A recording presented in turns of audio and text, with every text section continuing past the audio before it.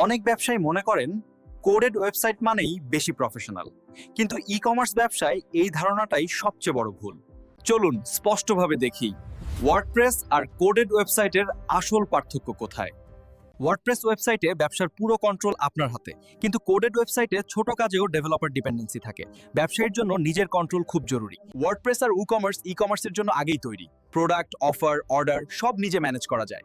Coded ওয়েবসাইটে প্রতিটা feature আলাদা করে বানাতে হয়। ওয়ার্ডপ্রেস ওয়েবসাইট কম খরচে দ্রুত লাইভ করা যায়। কোডেড ওয়েবসাইট বানাতে সময় বেশি লাগে আর খরচও ধীরে ধীরে বাড়ে। নতুন বা গ্রোয়িং ব্যবসার জন্য ওয়ার্ডপ্রেস বেশি কনভিনিয়েন্ট। ওয়ার্ডপ্রেসে নিজেই product update, picture change, price ঠিক করা যায়, কিন্তু কোডেড ওয়েবসাইটে এই কাজগুলো ডেভেলপার নির্ভর। ওয়ার্ডপ্রেস স্বাভাবিকভাবেই এসইও ফ্রেন্ডলি, প্লাগইনের মাধ্যমে এসইও, ট্র্যাকিং, পিক্সেল সহজে সেটআপ করা যায়। কোডেড ওয়েবসাইটে এসব আলাদা করে ডেভেলপ করতে হয়। আজ ছোট স্টোর, কাল বড় ই কমার্স ব্র্যান্ড। ওয়ার্ডপ্রেস সহজেই স্কেল করা যায়, কিন্তু কোডেড ওয়েবসাইটে স্কেল মানেই আবার নতুন কাজ, নতুন খরচ। এইসব পার্থক্য বোঝার পর একটা তথ্য জানা জরুরি। আজ পৃথিবীর 40%-এর বেশি ওয়েবসাইট ওয়ার্ডপ্রেস দিয়ে তৈরি। এটা ট্রেন্ড না, ওয়ার্ডপ্রেস ব্যবসার জন্য কাজ করে।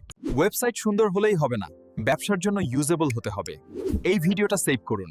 বিশ্বাসের অপর নাম ই বিজনেস আইটি।